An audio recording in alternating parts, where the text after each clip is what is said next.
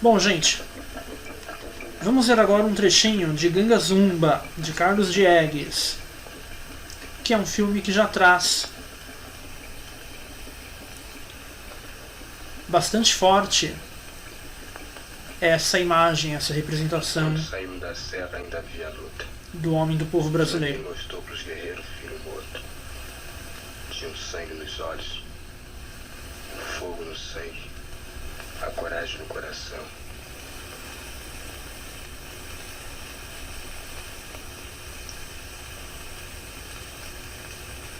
Zambi gritava: matem os brancos, matem as mulheres e os filhos dos brancos, matem tudo que é branco, matem até as mortes dos brancos.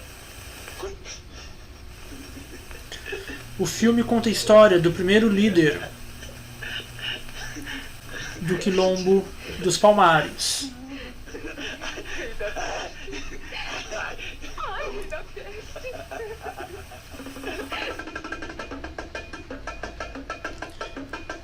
E agora uma cena já na parte final do filme, em que um grupo de escravos foge e já está quase chegando ao Quilombo. Eles se livram dos seus perseguidores. Eu também sou negro, eu sou escravo também, eu também sou negro, eu sou escravo E também. temos aí um capitão do mato. Eu sou negro igual a vocês, eu sou negro, eu sou negro, eu sou negro, eu sou escravo também, eu sou escravo, eu também sou negro, eu sou escravo. Eu quero ir pra Palmares beijar o pé de Zambi, eu sou negro, eu sou negro, eu sou negro, eu sou escravo, olha pra minha pele, eu sou negro, eu sou negro. Eu quero ir pra Palmares beijar o pé de Zambi, eu sou negro também, eu sou escravo, eu sou negro, eu sou negro. Eu também quero ir pra Palmares, eu quero ir pra Palmares, eu quero ir pra Palmares beijar o pé de Zambi, eu sou negro, eu sou negro. Eu quero ir pra Palmares, eu quero ir pra...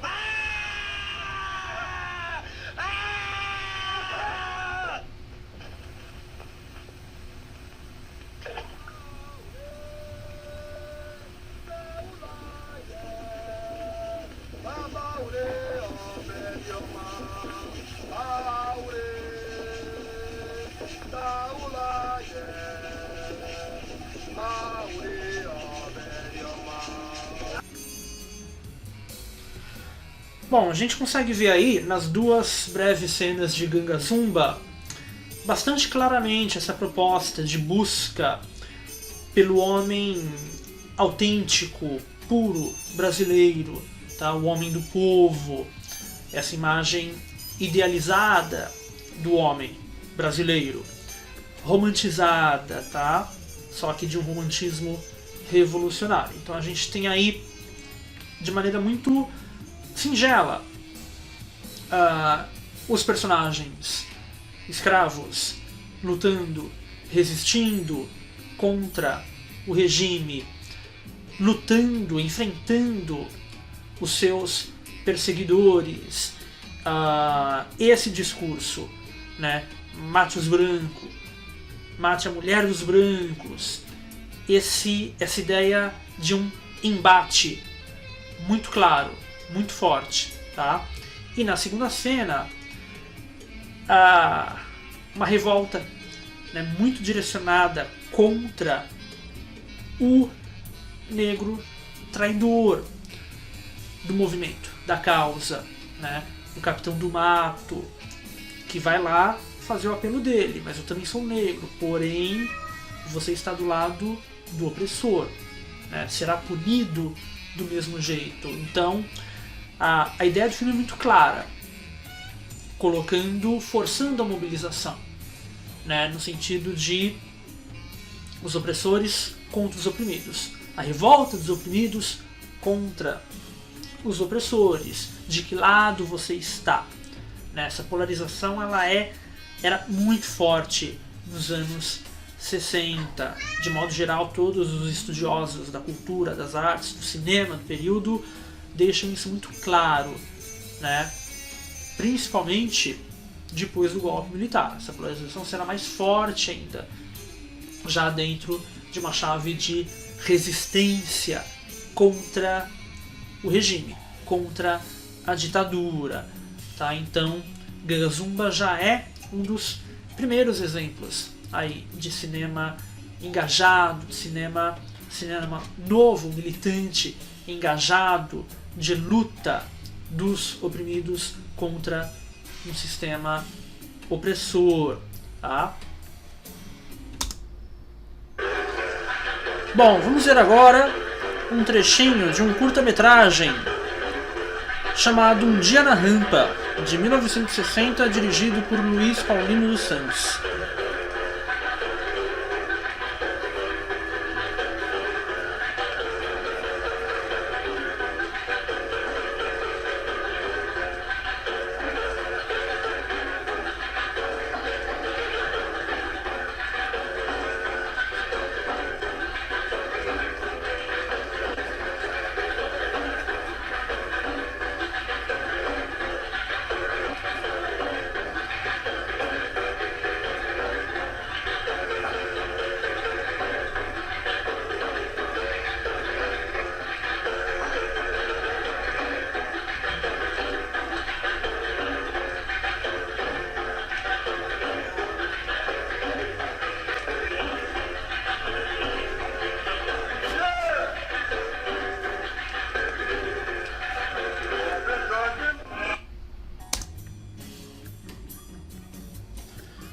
Bom, Um Dia na Rampa foi gravado em 1955 e lançado somente em 1960.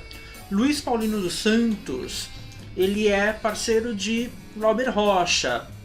Foi o autor do argumento que deu origem ao roteiro de Barra Vento, primeiro longa-metragem do Glauber Rocha, com uma temática, aliás, bastante semelhante ao Um Dia na Rampa, como a gente vai ver daqui a pouquinho.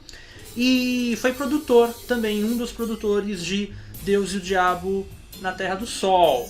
Bom, Um Dia na Rampa realiza um pouco aquele sonho, aquele velho sonho neorrealista do Cesare Zavattini, por um lado, né? Então, não há roteiro, não há uma história propriamente dita.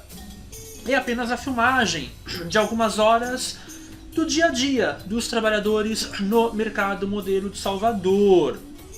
Então tem essa pegada bastante realista, um realismo muito autêntico, muito direto e popular. Mais uma vez, aquela busca pelas raízes populares da cultura brasileira. No caso aí, as classes trabalhadoras urbanas e sua cultura, principalmente, sua cultura raiz. No caso aí, a capoeira. Neste curta-metragem a gente tem uma das filmagens mais antigas, um dos registros mais antigos da capoeira no Brasil. O jogo, o brincar da capoeira, né? Numa cena bastante singela, bastante autêntica mesmo, com essa pureza de registro, de encanto, encantamento pela cultura popular raiz, tá? É interessante a gente ver também em Um Dia na Rampa, por um lado, como eu falei, esse aspecto neorrealista de apenas ligar a câmera e deixar ela lá filmando, sem roteiro, sem história, pessoas reais, vivendo situações reais. Por outro lado, existe também um caráter do Dziga Vertov aí, de um homem com a câmera. Né? Quer dizer, é a realidade, mas com um projeto social por trás, pensando lá no velho realismo socialista. Então, o filme aqui é a mesma ideia, um homem com a câmera acompanhando o dia a dia de trabalho, de cultura e de lazer também das classes populares, naquela efervescência do dia a dia, na rua, nos espaços públicos, esse encantamento que é tipicamente moderno, né? Bastante modernista, um espaço urbano, as pessoas na rua, trabalhando, vivendo o seu dia a dia. Tá? Esse encanto ele sempre esteve muito presente na fotografia modernista também. Inclusive, uma das grandes realizações ligadas a essa proposta do cinema novo, de busca pelas raízes populares, autênticas, puras do povo brasileiro, está na Caravana Farcas, comandada pelo fotógrafo modernista brasileiro Thomas Farcas, um dos maiores fotógrafos brasileiros do século XX, que reuniu em torno de si alguns diretores, como Sérgio Muniz, Geraldo Sarno e outros, e promoveu uma série de documentários em curta-metragem, documentários etnográficos, buscando registrar elementos bastante raiz da cultura popular, tá?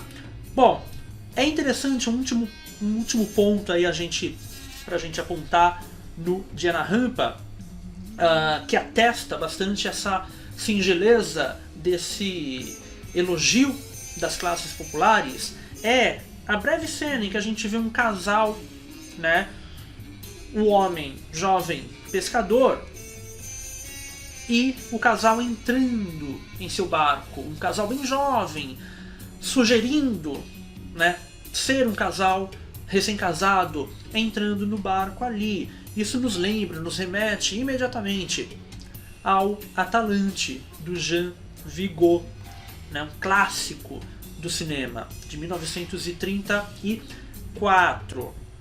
O Atalante que tem também esse mesmo recorte social expresso no cinema com bastante poesia, né? O caráter poético de O Dia da Rampa é bem forte nesse sentido, um canto de elogio às classes populares, ao povo brasileiro. Vamos ver um trechinho agora de Barravento, primeiro longa de Glauber Rocha.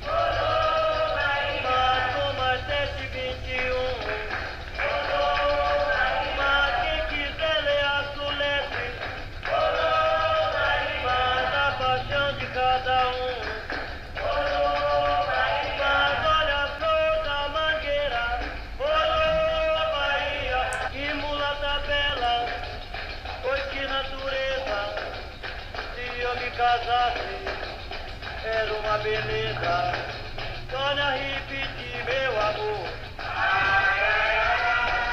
Sônia repetir meu amor. Poxa, poxa, poxa, poxa,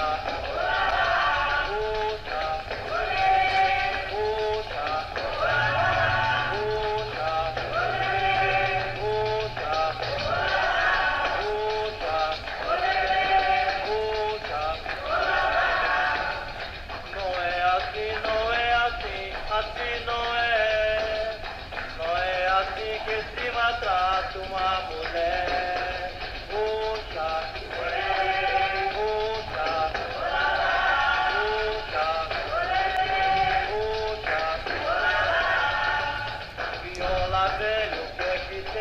tá gemendo. Viola velho, o que tem que tá gemendo? Puxa, puxa.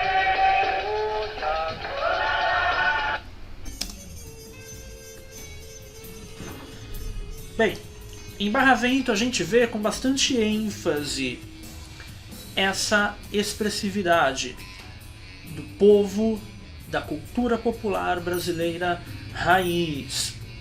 O filme trata de uma comunidade de pescadores bastante pobre no litoral da Bahia, formada por descendentes de escravos. E ali a gente vai encontrar o personagem do Firmino, que tinha deixado a comunidade para viver na cidade grande, e aí ele volta para a comunidade.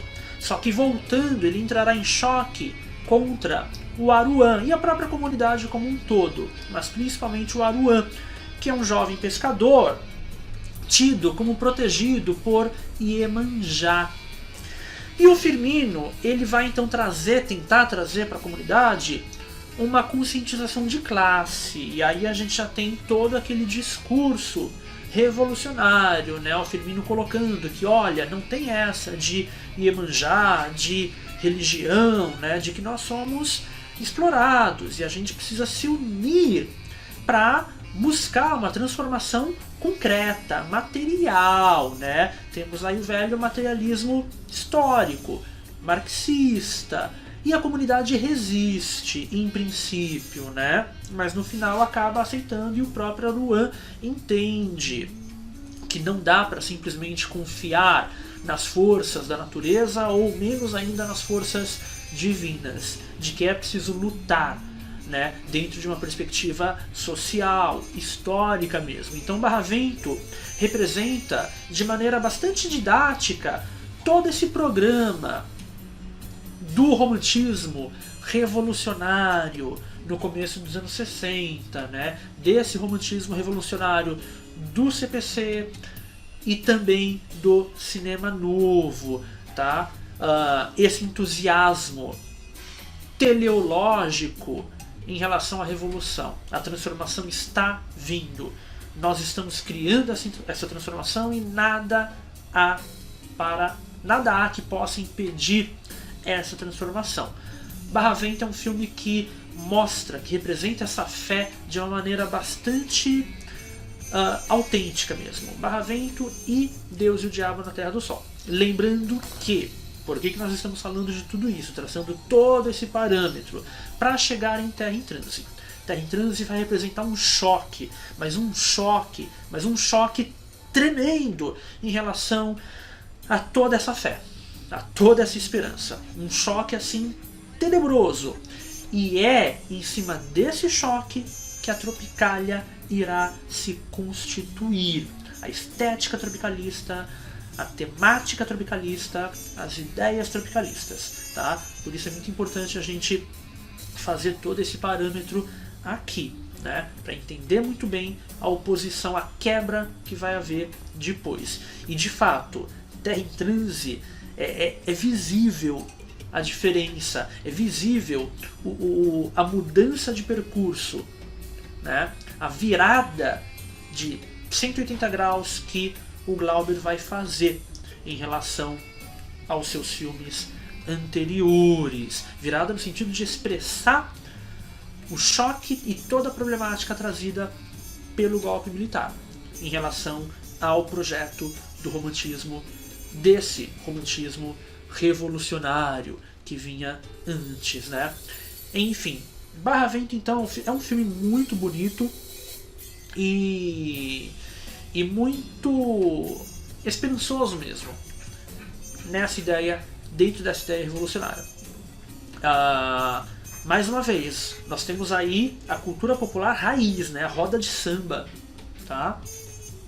E a gente tem também, interessante reparar nisso, a maneira como o Glauber filma muitos planos, né? Principalmente primeiros planos das pessoas em contra-plongé, ou seja, com a câmera levemente abaixada, né? Mostrando as pessoas de baixo para cima, sugerindo, esse é o velho, né? Aquele velho efeito de sentido provocado por esse ângulo, né? Sugerindo um engrandecimento dos personagens. E a ideia é essa mesmo, é engrandecer esse povo, é colocar esse povo naquele pedestal bem alto. Daí o romantismo revolucionário de que fala o Marcello Ridente, né? Muito expresso nessa câmera de baixo para cima, mostrando esse povo, né, como um elemento grandioso, esse povo destacado contra o céu do Brasil.